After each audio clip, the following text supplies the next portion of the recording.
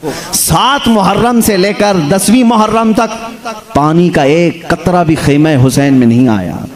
इमाम आली मकाम की तरफ पानी बिल्कुल नहीं आया। 10वीं मुहर्रम आई, प्यास कैसी होगी। आज रोज़ा थे, पता चला होगा।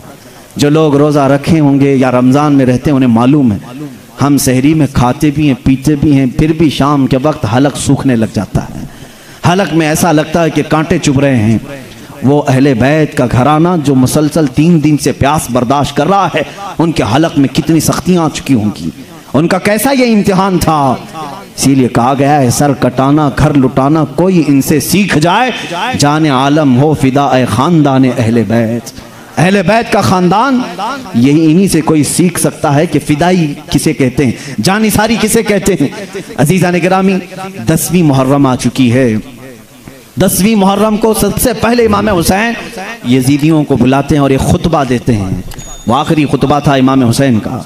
आपने अल्लाह की हम्द बयान की, रसूल करीम सल्लल्लाहु अलैहि वसल्लम की तारीफ। उसके बाद कहा, ऐ आने वालों तुम सब कलमा तैयबा पढ़ते हो, रसूल करीम सल्लल्लाहु अलैहि वसल्लम की रिसालत का इकरार करते हो, और तुम सबको ये मालूम है मैं उसी रसूल की बेटी का बेटा हूँ, मैं सहाबी रसूल हैदर कर्रार का बेटा हूँ। तुम सबको मालूम है जाफर तैयार मेरे चचा हैं, अमीर हमजा मेरे बाप के चचा हैं। तुम सब मेरी निस्बतों को जानते हो, तुम मेरे खून के प्यासे क्यों हो। अभी अगर तुम चाहो तो अपना रास्ता तब्दील कर लो, क़यामत के दिन मैं अपने नाना की बारगाह में तुम्हारी सिफारिश ज़रूर करूँगा। इस तकरीर का उन पर कुछ भी असर नहीं हुआ, कुछ भी असर नहीं हुआ। हुर बिन यजीद 1000 का लश्कर लेकर पहले से आया हुआ है। उसके बाद अम्र बिन साद 4000 का लश्कर लेकर आया, फिर शिम्र ने 10,000 का लश्कर उसमें मिलाया, और मजीद लश्कर होते हुए 22,000 का लश्कर हुआ। इस खुतबे को सुनी अनसुनी कर दिया गया। इमाम हुसैन रदियल्लाहु ताला अन्हु की तरफ सबसे पहले अम्र बिन साद ने तीर चलाया। कहा जंग का बिगल बज गया। तो सबसे पहले हुर बिन यजीद सुबह के वक्त अम्र बिन साद के पास आया और कहा, अरे कमबख्त, क्या तू जंग करना चाहता है? नवासाए रसूल है वो फातिमा जहरा का बेटा है। अम्र बिन साद से कहा, क्या हकीकत में तू जंग करना चाहता है? अम्र बिन साद ने कहा, क्या करूं, ये मेरी मजबूरी, अगर ना मैं करूं तो मेरे हाथ से ईरान की हुकूमत चली जाएगी, मेरे हाथ से ईरान की हुकूमत चली जाएगी। हुर बिन यजीद सबको समझाने लगा, कूफियों को, तुम सबको मालूम है हुसैन ने जो खुतबा दिया ये हमारा इस्लामी खुतबा है। हम कैसे भला एक मुसलमान को कत्ल करना हमारे यहाँ जायज़ नहीं, नवासे रसूल को कैसे कत्ल करें। हुर बिन यजीद की ये बातें सुन करके कूफियों ने कहा, क्या है हुर, तो यजीद की तरफ से आया है, उबैदुल्लाह बिन ज़ियाद की तरफ से आया है, ये कैसी बातें कर रहा है। हुर बिन यजीद ने कहा, अगर तुम हकीकत में जंग ही करना चाहते हो, तुम्हारी नसीब में, अगर तुम्हारे हिर्स में ईरान की हुकूमत ही है तो तुम्हें मुबारक हो ये जंग, तुम्हें मुबारक हो ये ईरान की हुकूमत। मैं जाता हूँ नवासे रसूल के पास। हुर बिन यजीद अपने घोड़े को वहाँ से पलटा दिया और सीधे ख़ीमे हुसैन में आया, घोड़े पर ही बैठा है और वहीं से कहता है, मौला हुसैन मुझे माफ़ कर दें, मैंने ही सबसे पहले आपका रास्ता रोका, लेकिन दिल में मेरे कभी ये ख्याल भी नहीं था कि मैं आपके साथ कत्ल व क़िताल का मामला करूँगा, आपके खून से अपने हाथों को रंगूंगा, कभी मैंने सोचा भी नहीं। ए हुसैन आज़म, आपकी कदर व मंजिलत का मैं एतराफ़ करता हूँ, मुझे माफ़ करें। इमाम हुसैन ने कहा, घोड़े से तो नीचे उतर आ जा, आ तो जा। देखें अल्लाह कब किसका दिल बदलता है, कब किसे हिदायत नसीब होती है। उस हुर बिन यजीद तमीमी ने कहा, मौला हुसैन अब घोड़े से मेरे उतरने का वक्त नहीं, सबसे पहले आपके ख़ीमे की तरफ से मुकाबले के लिए अगर कोई जाएगा तो वो मैं पहला जाऊंगा। दुश्मन के ख़ीमे से सिपाही कैसे पैदा होता है ये इस्लाम तुम्हें बताएगा करबला के मैदान से। आज मेरा यकीन है पूरे लोग आ जाएं मुकाबले के लिए, देखना मेरा मौला कब किसका दिल बदलता है और उसकी बर्छी सबसे पहले तुम्हारी तरफ निकलेगी। इसीलिए इकबाल ने कहा था, हरम को मिल गए पासबां सनम खाने से, हरम को मिल गए पासबां सनम खाने से। बुतों की जो पूजा करते थे बाद में देखा गया है कि वो खाने काबा के मुहाफिज भी बन गए हैं। जो लोग रसूल करीम सल्लल्लाहु अलैहि वसल्लम की किरदार कुशी करते थे वही दीन मतीन की हिफाजत करने वाले भी बन गए हैं। इराक में ऐसा हुआ था, इमाम इब्ने हजर अस्कलानी ने वाक़या लिखा है, तातारियों के ज़माने में मुसलमानों का कत्ले आम हो गया था। देखें अल्लाह कब किसका दिल बदलता है। मैं तो दुआ करता हूँ अल्लाह सबको हिदायत अता फरमा दे। जो इस्लाम की दुश्मनी में पल रहे मौला उनके दिलों को बदल दे, उनके दिलों को बदल दे। रब्बे जुल जलाल बदल चाहे तो उसके लिए कोई बईद बात नहीं है। इराक में, बगदाद में जब सारे मुसलमानों को कत्ल किया जा रहा था, मुसलमानों की खोपड़ियों से मीनार तामीर किए जा रहे थे। उस वक्त जो बादशाह था चंद उलमा को कैद करके पीछे हाथ बांध करके महल में लाया और एक ईसाई बादशाह को लेकर आया। कहा इनके नबी की शान में तो बुरे बुरे जो बातें हो सकती हैं सब कहें, इनको बता ये बहुत मोहब्बत रसूल, बहुत मोहब्बत रसूल करते हैं। इनको सुना इनका नबी क्या था। मुअज़्ज़ल्लाह एक ईसाई पादरी को लाया गया, ज़र खरीद था, पैसे दे करके लाया गया। उलमा के हाथ बांधे गए हैं, महल में लिटाए गए हैं, बादशाह कुर्सी पर है। लेकिन इत्तेफाक ऐसे कि वो बादशाह कुत्ता पालने का शौकीन था। उसका कुत्ता भी बड़ा पालतू था, फालतू नहीं था, पाला हुआ, और उसके गले में सोने की जंजीर बंधी रहती थी। बादशाह का है सोने की जंजीर। आज भी मर्सिडीज में बैठते हैं कुत्ते हैं, कुछ हैं तो जिसका जैसा कुत्ता है वो बादशाह का कुत्ता सोने की जंजीर में बंधा रहता था। ईसाई पादरी पूरे मजमे में खड़े होकर के बयान करना शुरू किया, मोहम्मद ऐसे थे वैसे थे, मुअज़्ज़ल्लाह रब्बिल आलमीन। कुत्ता वहां से भौंकना शुरू कर दिया, कुत्ता भौंकना शुरू कर दिया मजमे में, पूरी खलबली मच गई। ईसाई बात बंद कर दिया। फिर थोड़ी देर के बाद कुत्ता खामोश हुआ, उसने दोबारा शुरू किया, कुत्ता फिर भौंकने लगा। ईसाई बादशाह से लोगों, वो ईसाई पादरी से लोगों ने कहा कि देखो तेरी शायद आवाज उसे अच्छी नहीं लग रही है या बातें, इसलिए ये भौंक रहा है। ईसाई ने कहा अरे वो कुत्ता है, मेरी बात क्या समझेगा, कुत्ता है। इसीलिए कुत्ते को भी हम गुस्ताखे रसूल नहीं कहते, जानवरों को भी हम गुस्ताखे रसूल नहीं कहते। और किसी गुस्ताखे रसूल को कुत्ता भी मत कहना, ये कुत्ते की शान के खिलाफ है, कुत्ते की शान के खिलाफ। हाँ गिरगिट कह सकते हैं, गिरगिट गुस्ताखे रसूल है। फरमाया गया गिरगिट को जहां देखो एक ही मार में मारो, सवाब है, सवाब है, एक ही मार में मारो सवाब है। गुस्ताखे रसूल को एक ही मार में मारो, गिरगिट को, गिरगिट को। कुत्ता भौंकने लगा दूसरी बार, फिर उसने तीसरी बार फिर गुस्ताखी शुरू की। मजमा वाह वाह कर रहा होगा हुजूर की शान के खिलाफ, लेकिन वो उलमाए रब्बानीन हाथों में बंधे हुए हैं, जंजीरों से बंधे हुए हैं। अचानक कुत्ता जंजीर तोड़ करके बाहर आया, सोने की जंजीर तोड़ करके उछला, सीधे जा करके उस ईसाई पादरी के सीने पर दबोच लिया और ऐसे उसके ऊपर हमला किया कि पल भर में उसके पेट को चाक कर दिया, उसके जबड़ों को फाड़ दिया। इस कुत्ते का यह हाल देख करके सब पर हैबत तारी हो गई, सब पर हैबत तारी हो गई। कुत्ता किसी के संभाले से संभलता नहीं था। इमाम इब्न हजर अस्कलानी रहमतुल्लाह अलैह ने यह लिखा है, कुत्ता पागल नहीं था, होश वाला कुत्ता। पागल कुत्ता काटे तो समझ में आए, होश वाला कुत्ता, बादशाह का पाला हुआ कुत्ता, फाड़ कर खत्म कर दिया। मजमे में सन्नाटा तारी हो गया, बादशाह भी चुप, वजीर भी चुप, कोई कुछ नहीं किया। कुत्ता सीधा जाकर वहीं खड़ा हुआ। लेकिन इसका असर क्या हुआ जानते हैं? मजमे में मौजूद 1000 से ज्यादा लोगों ने कलमा तैयबा पढ़ना शुरू किया। हाँ मोहम्मद अल्लाह के सच्चे रसूल हैं, जिनकी रिसालत का इकरार जानवर भी करते हैं। उनकी शान के खिलाफ जानवर सुनना पसंद नहीं करता। अजीज़ा ने गिरामी वक़ार, मैं कहता हूँ काश उस कुत्ते जैसी भी हरकत हमारे अंदर होती तो आज कोई मेरे आका की शान में उंगली नहीं उठा सकता था, जुबान नहीं खोल सकता था। बहरहाल मेरी बात यहाँ इसलिए आई कि उसी मजमे में जिन्होंने मुसलमानों का कत्ल किया, खोपड़ियों से तामीर किया, लेकिन अल्लाह ने उनके दिल बदला और वही तातारियों को ख़त्म करके इस्लामी हुकूमत को कायम करने वाले बने। मुझे उम्मीद है कि जो आज इस्लाम दुश्मनी में रट लगाए हुए हैं और अपनी ज़ुबानों से बक बक बक बक सुबह शाम करते हैं, एक दिन आएगा मौला तुम्हारी नस्ल में से ही मुहाफ़िज़ इस्लाम भी पैदा करेगा, इस्लाम की हिफाजत करने वाला पैदा करेगा। करबला के मैदान में ये हमने रियल देखा है। हुर बिन यजीद लड़ने के लिए आया था इमाम हुसैन से, जंग का दिन शुरू हो रहा है 10वीं, लेकिन कूफियों को ठोकर मारा, हुसैन आजम के खीमे में आकर पनाह ले ली। इमाम आली मकाम ने कहा घोड़े से तो उतरो, कहा अब उतरने का वक्त नहीं, सबसे पहला मैं आपकी तरफ से जाऊंगा, और उन्होंने किया भी। इमाम आली मकाम की तरफ से सबसे पहले जाने वाले हुर बिन यजीद थे, हुर बिन यजीद तमीमी रज़ी अल्लाह तआला अन्हु व अर्ज़ाहु अन्ना। अगर वो कूफियों के साथ होते तो कसम खुदा की कभी हमारी जुबान से रज़ी अल्लाह अन्हु नहीं निकलता। एक रात पहले तक कूफियों के साथ है। सुबह आए इमाम हुसैन की बारगाह में, जोहर से पहले उनकी शहादत हो गई, लेकिन क़यामत तक के लिए रज़ी अल्लाह अन्हु बन गए। थोड़ी सी जिंदगी काफ़ी होती है मुसलमानों, थोड़ी सी, थोड़ी सी जिंदगी काफी होती है मौला की बारगाह में मकाम हासिल करने के लिए।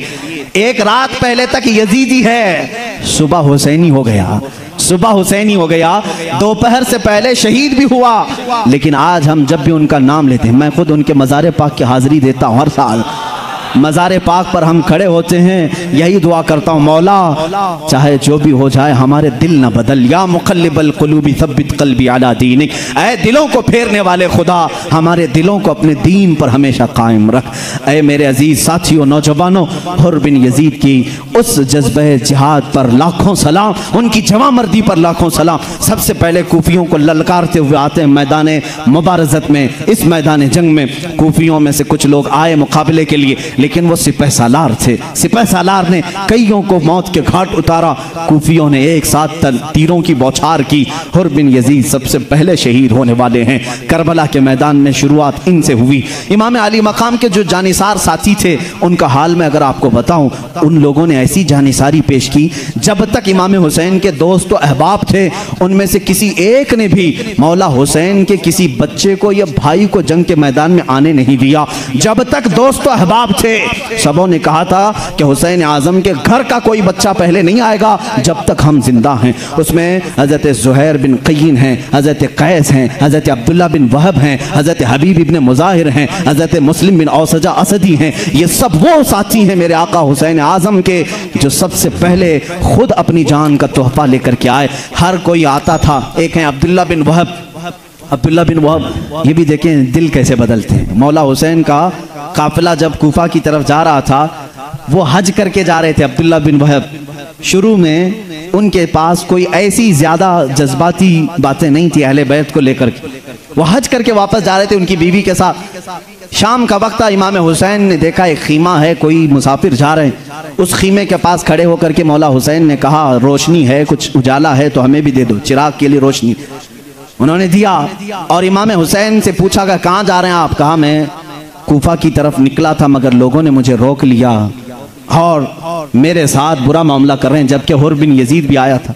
अब्दुल्ला बिन वहब से कहा, अगर तुम मेरे साथ आना चाहते हो तो आओ। अब्दुल्ला बिन वहब ने कहा, अरे नहीं, मैं कहाँ तुम्हारे साथ आऊँ, इस लफड़े में मैं नहीं पढ़ूंगा। अंदर आए घर में, उनकी औरत थी खीमे में। अल्लाह औरतें दे तो ऐसी औरतें थी। अब्दुल्ला बिन वहब की औरत ने पूछा, कौन आए? कहा हुसैन फातिमा बिनते मोहम्मद सल्लल्लाहु अलैहि वसल्लम के साहबजाद। कहा वो आए? क्या कहा उन्होंने?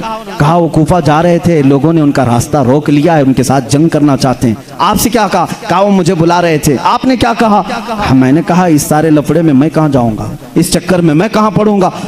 उनकी बीवी ने कहा अब्दुल्ला बिन वहब से, ए अब्दुल्ला, आज चाहे तो तू जन्नत खरीद सकता था, कितना बुरा सौदा करके आ रहा है। आज चाहता तो जन्नत खरीद सकता था। क्यों? हदीस नहीं सुना? अल हसन वल हुसैन सय्यदा शबाबी अहलिल जन्ना। अल्लाह के नबी सल्लल्लाहु अलैहि वसल्लम ने फरमाया, हसन और हुसैन जन्नती जवानों के सरदार हैं। जन्नत का सरदार तुझे बुला रहा है और तू जहन्नम की तरफ जाने की बात कर रहा है।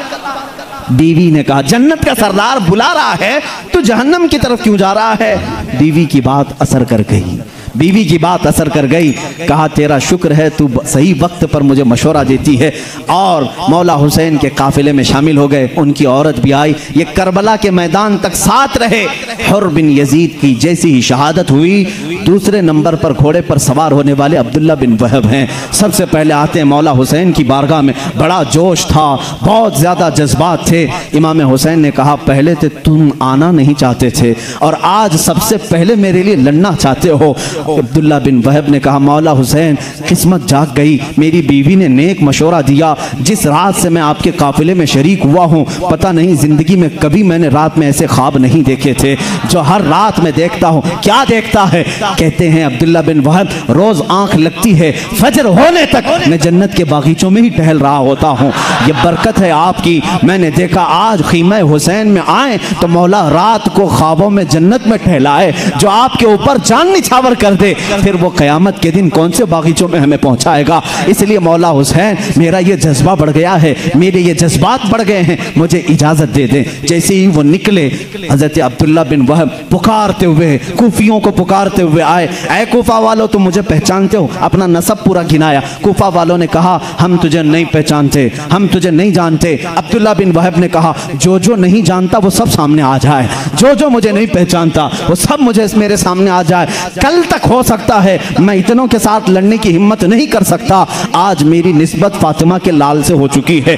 तुम्हारे से बड़ा लश्कर भी आए तो मैं उसे दावत मुबारज़त दे सकता हूँ। ऐ गयूर नौजवानों, हमेशा ये हुसैनी किरदार है, क्वांटिटी को से देख करके कभी खौफ नहीं खाना, डरना नहीं। अब्दुल्ला बिन वहब घिर गए उनके मजमे में। और देखो तो सही, कूफी जब हमला आवर होते थे तो टिड्डी दिल, एक के बाद दूसरा, दूसरे के बाद तीसरा। जंग का उसूल ये होता था, एक पहलवान आए तो इधर से भी एक पहलवान आए, उधर दो आए तो इधर से भी दो आए। लेकिन बाद में ये उसूल तोड़ देते थे ये बुज़दिल्लो, जब एक से इनका काम नहीं चलता तो 10, 20, 30, 40 भेज देते थे।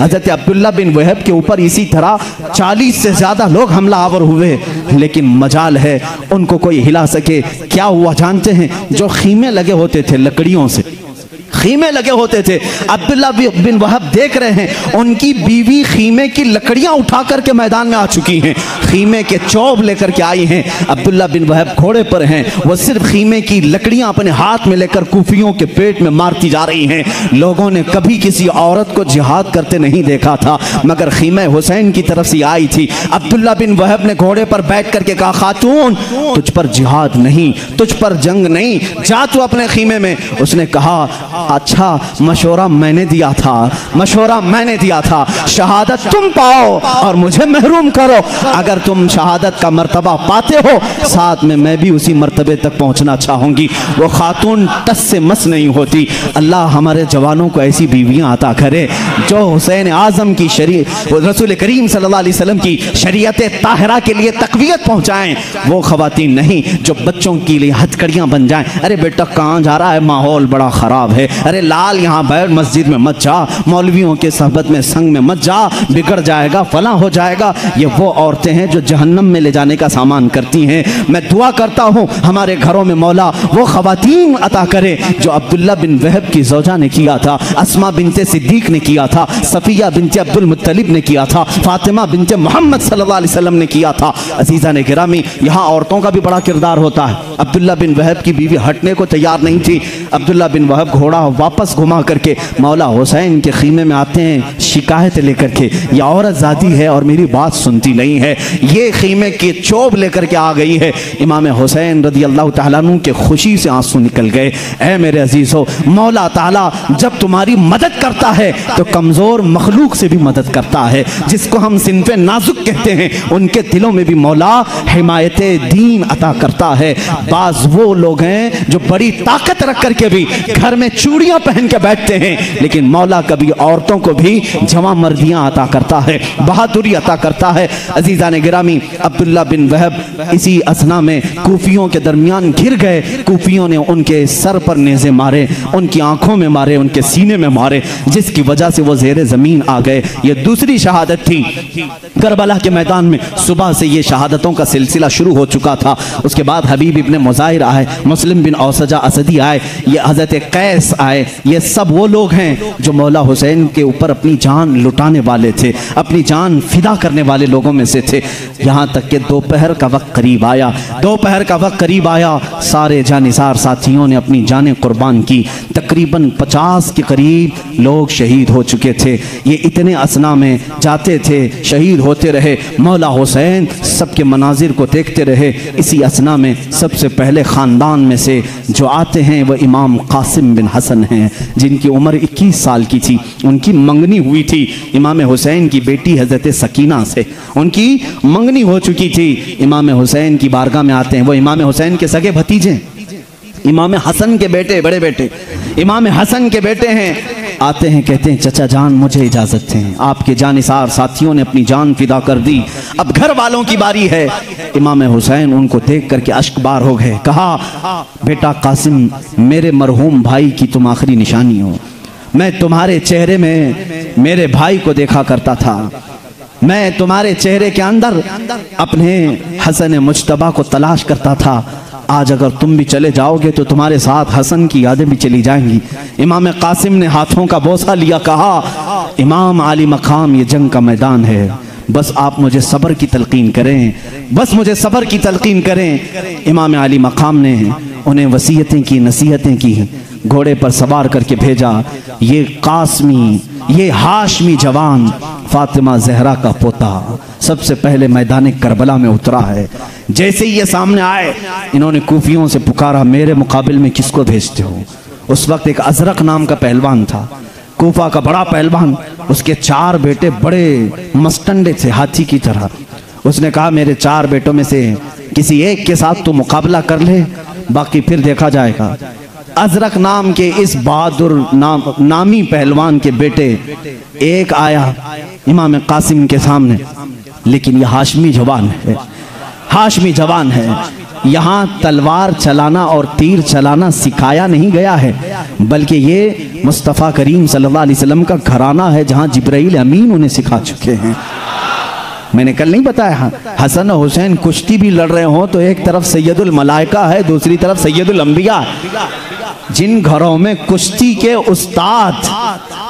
उस्ताद सैयदुल अंबिया हों और सैयदुल मलाइका हों, भला उनको मुबारजत और जंग की तालीम कोई दूसरा दे सकता है? इमाम कासिम के सामने आया, एक हाथी का सूंड गिर गया, अजरक का बेटा पहला ही फना फिन्नार हुआ। दूसरा आया, थोड़ी देर टिक नहीं पाया, कत्ल हो गया। तीसरा आया, चौथा आया, चारों छाने चित कर दिया।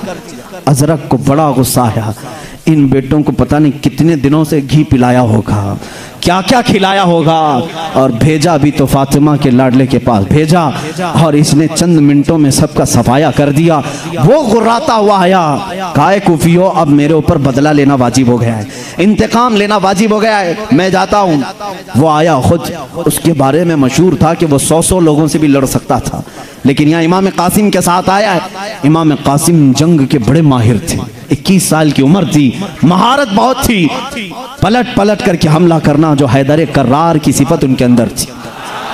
क्यों ना होती, वो उनका खून था, उनके पोते थे हैदर कर्रार के। इमाम कासिम आते साथ देखा कि ये बहुत मस्त पील है, हाथी है, गुर्राता हुआ आ रहा है, और इसके साथ मुकाबला करने वाले डरते थे, मगर इमाम कासिम की पेशानी पर जरा बराबर भी खौफ नहीं। सामने आते ही रजजिया अशार पड़े जाते थे जंग में, वो अपने मकाम बताता था, इधर वाला अपने मकाम बताता था, होते थे जंग के दौरान अशार पड़े जाते थे जो सामने वाले को गुस्सा भी दिलाते थे। इमाम हुसैन के ये शहजाद, इमाम हसन के शहजादे इमाम कासिम उसे पुकारने लगे, कहा मैं फातिमा बिनते मोहम्मद का शहजादा हूँ, हैदर कर्रार के घर का नूरे नजर हूँ, तेरी निस्बत भी तो जरा बता, तुझे किस माने जना है, भला तेरा भी नसब सलामत है या नहीं?